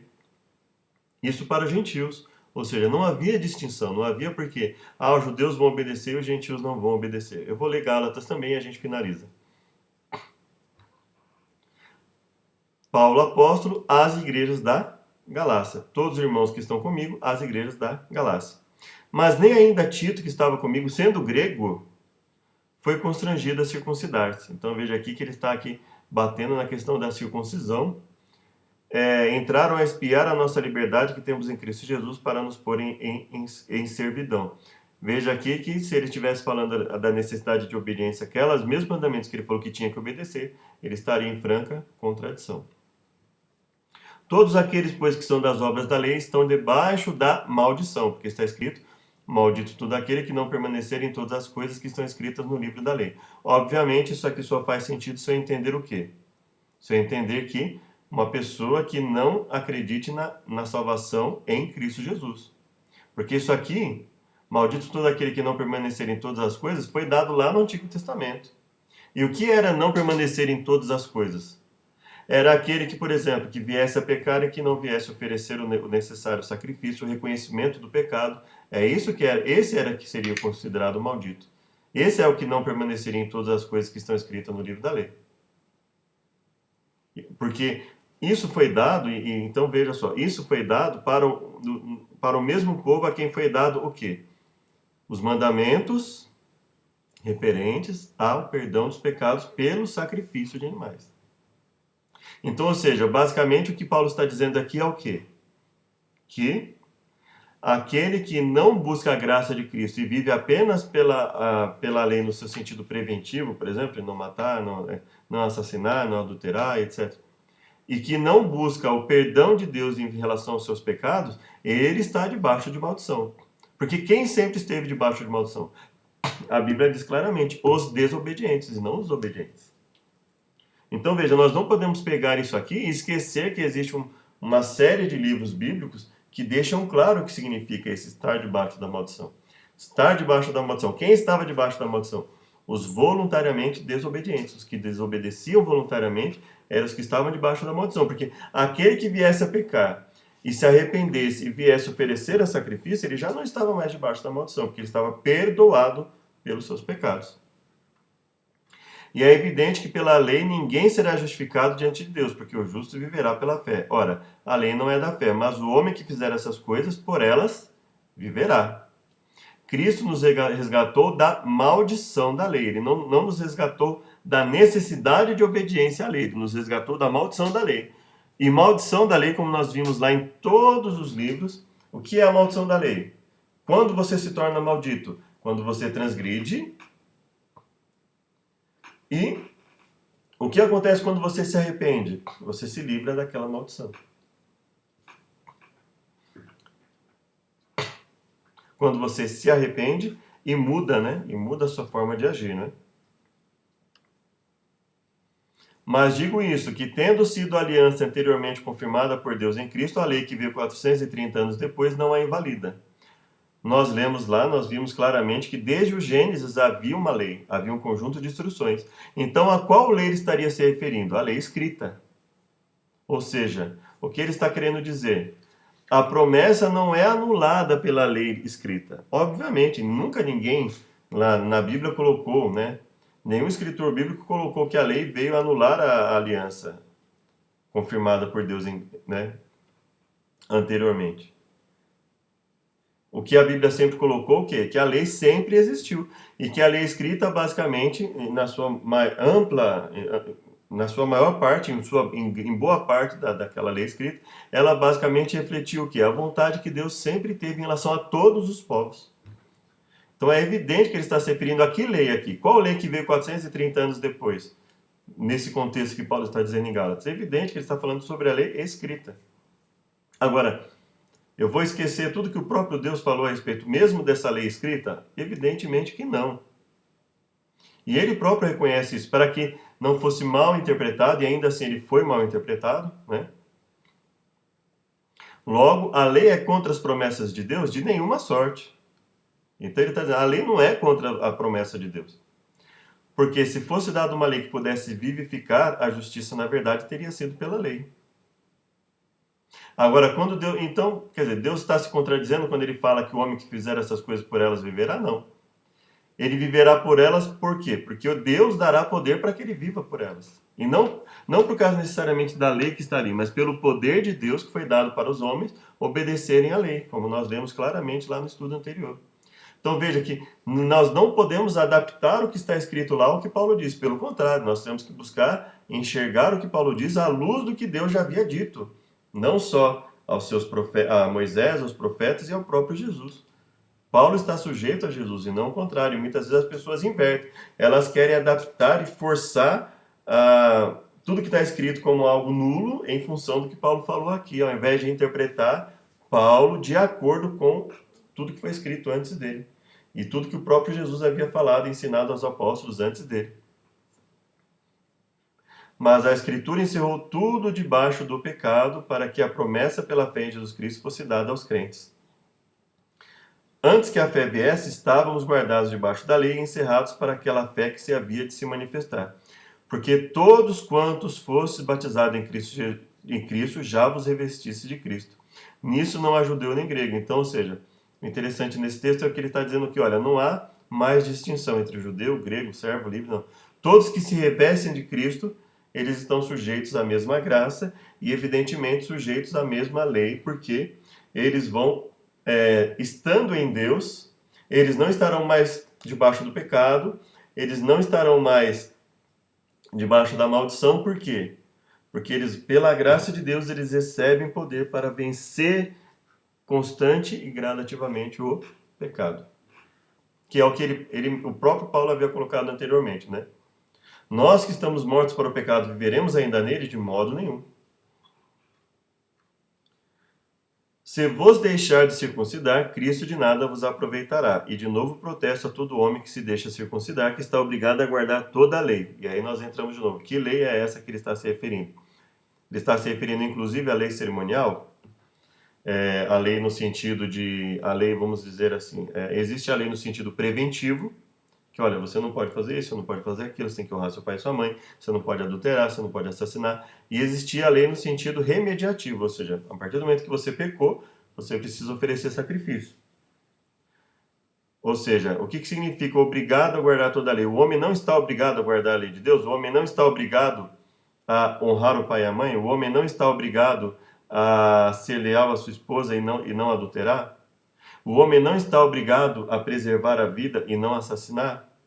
O homem não está obrigado a viver de acordo com a verdade e não mentir, a viver de forma a respeitar o que é do próximo e não cobiçar, ele não está obrigado a isso? É evidente que ele está obrigado. O próprio Paulo falou que aquele que não fizer isso, o que acontece com ele? Ele vai se perder. Então, evidentemente, quando ele fala está obrigado a guardar toda a lei, ele não está querendo dizer que o homem, que o servo de Deus não precisa guardar a lei. É evidente que ele não está falando isso, porque lá acima ele já havia falado que é para guardar uma série de mandamentos que fazem parte da lei, que foi dada, inclusive, não só para Moisés, mas que quando nós lemos a Bíblia, nós verificamos que existia antes mesmo de ser dada por escrito. Então é evidente que ele não está falando isso. Quando nós contextualizamos Paulo e lembramos que ele é um servo de Deus, sujeito ao que o próprio Jesus falou, e que ele não pode anular as escrituras como o próprio Jesus ensinou, né? E que lá nas escrituras o próprio Deus falou que aquilo que ele estava dando era perfeitamente possível ser obedecido, e aquilo que eles não viessem a obedecer, eles tinham que pedir perdão, eles tinham que oferecer sacrifício, e assim sucessivamente. Então veja que isso aqui, esse aspecto obrigado a guardar toda a lei, evidentemente não está dizendo aqui com isso que o servo de Deus não precisa obedecer à lei, ele não está dizendo isso. Separados estáis de Cristo, vós que vos justificais pela lei. Separados estáis de Cristo, vós que vos justificais pela lei. Ele não está dizendo que não há necessidade de obedecer. Ele não está rejeitando a lei. Ele está dizendo o que ele está rejeitando é a justificação pela lei sem a graça de Cristo. Porque em Cristo Jesus nem a circuncisão, nem a incircuncisão tem valor algum, mas sim a fé que opera pelo amor. Porque toda a lei se cumpre numa só palavra, nesta, amarás o teu próximo como a ti mesmo. Mais uma vez eu relembrando, quer dizer então que Paulo está anulando o amar a Deus sobre todas as coisas? Obviamente não, ele está falando aqui em relação ao comportamento dos seres humanos entre si. Mas se sois guiados pelo Espírito, não estáis debaixo da lei. E o que é não estar debaixo da lei? Olha que interessante, ser guiado pelo Espírito e não estar debaixo da lei. Veja o que ele fala. As obras da carne são manifestas. Quais são? Adultério, fornicação, impureza, lascívia, idolatria, feitiçaria, inimizades, porfias, emulações, iras, pelejas, dissensões, heresias, invejas, homicídios, bebedices, glutonarias e coisas semelhantes a essas. Ou seja, ele está dizendo o seguinte, o que eu estou falando tudo isso aqui, mas isso aqui são exemplos, tem muito mais coisa além, e tem coisa além disso. Eu não estou aqui colocando um rol taxativo, eu não estou dizendo que é só isso. Tem outras coisas também que são erradas, que são as obras da carne. Acerca das quais declaro, como já disse antes já vos disse, que os que cometem tais coisas não herdarão o reino de Deus.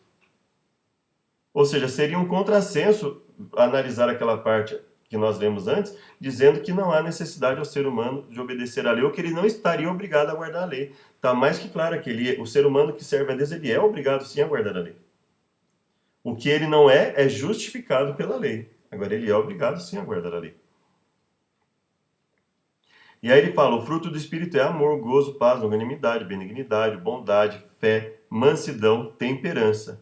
Contra essas coisas não há lei, ou seja, contra a obediência não há lei. Agora, contra a desobediência, aí é uma série de mandamentos que precisam ser seguidos. E os que são de Cristo crucificaram a carne com as suas paixões e concupiscências. E se vivemos em espírito, andemos também em espírito. Então, ou seja, quem não está debaixo da lei? O que não está debaixo da lei é justamente aquele que obedece ao que Deus determina na sua lei. Ou seja, não adulterar, não fornicar, não cometer impureza, não praticar idolatria, não praticar feitiçaria, que está tudo lá. Inimizades, porfias, emulações, iras, pelejas, dissensões, não heresias, ou seja, não falar contra o que está escrito, como está escrito, maldito aquele que não permanecer em todas as coisas que estão escritas no livro da lei. Homicídios, olha só, não assassinar. E ele fala, e coisas semelhantes a essas, ou seja, ele está deixando bem claro que isso aqui são exemplos de coisas erradas que aqueles que servem a Deus vão abandonando constante e gradativamente. Porque em Cristo Jesus, nem a circuncisão, nem a incircuncisão tem virtude alguma, mas sim o ser uma nova criatura. Então o que ele está abordando aqui é o quê? Aquele que serve a Deus é uma nova criatura, ou seja, o que ele faz? Ele vive de acordo com a vontade de Deus. Ele é uma nova criatura. Ele não está debaixo da lei. E o que é não estar debaixo da lei, ele deixa claro, é obedecer à lei. olha assim, se sois guiados pelo Espírito, não estáis debaixo da lei. E o que ele coloca como estar debaixo da lei? É aqui, ó, fazer as obras da carne, por exemplo. Né? Ele coloca logo após, né, ele coloca as obras da carne e o estar debaixo da lei. Esses aí não herdarão o reino de Deus. Ou seja, você não vai estar debaixo da lei, por quê? Porque Deus vai te dar poder para obedecer. Isso não significa que você é justificado pela lei. Você continua sendo justificado pela fé, pela graça de Jesus, mas isso não nos isenta de obedecer e, ao contrário do que muitos ensinam, a graça de Deus, o Espírito Santo na nossa vida, o que acontece na nossa vida? Quando nós temos a graça de Deus, o Espírito Santo vem em nós obedecemos. E nós obedecemos por quê?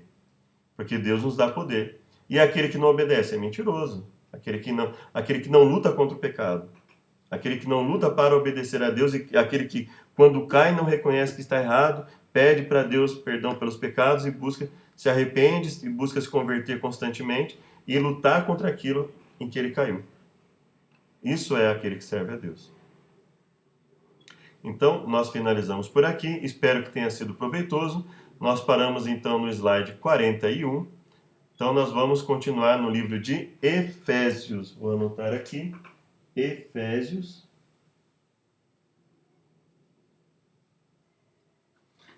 Continuar no livro de Efésios. Espero que tenha sido proveitoso. Convido para mais uma oração para nós finalizarmos. Obrigado, Deus, por termos aprendido a Tua palavra. Nos dê uma boa semana. Nos proteja cada um conforme a Tua vontade. Nos dê um bom dia, boa tarde, boa noite, conforme a cada um. O horário e o local que esteja assistindo, que venha assistir, conforme a Tua misericórdia. Nós imploramos que nos dê sabedoria em todas as coisas, nos ajude nesse panorama geral que estamos fazendo, em nome de Jesus. Amém. Esse é um estudo em modo de panorama geral. Nós já comentamos ali a respeito do assunto em si, não é? E nós lemos o foco nosso, que era ali a questão de Atos 15, e é importante que você que queira assista o vídeo número 1 e posteriormente assista esse vídeo 2. São vários versos ali confirmando aquilo que, ou seja, confirmando que aquilo que vinha lá naquilo que é conhecido como Antigo Testamento permanece e é confirmado também naquilo que se chama Novo Testamento e confirma que o episódio de Atos 15 e de Atos 21 não constitui um conjunto de mandamentos taxativo, aliás, só aquilo que o gentil precisa obedecer, e aí nós precisamos inventar uma lei de Noé que o gentil viesse obedecer, não. Nós comprovamos aqui, na leitura que fizemos até agora, que aquilo foi um conjunto de mandamentos complementares, um conjunto de exemplos de mandamentos que dentro daquela discussão que eles estavam fazendo, poderia talvez dar a entender a alguém que não precisaria obedecer. E para que não houvesse essa confusão, os apóstolos deram aquela carta como algo complementar, além daquilo que evidentemente os gentios deveriam obedecer. E se algo viesse a levar uma dúvida sobre aqueles mandamentos, os apóstolos estavam confirmando ali, ó, isso também tem que ser obedecido. Espero que tenha sido útil, espero que tenha ficado claro. Que Deus nos abençoe a todos.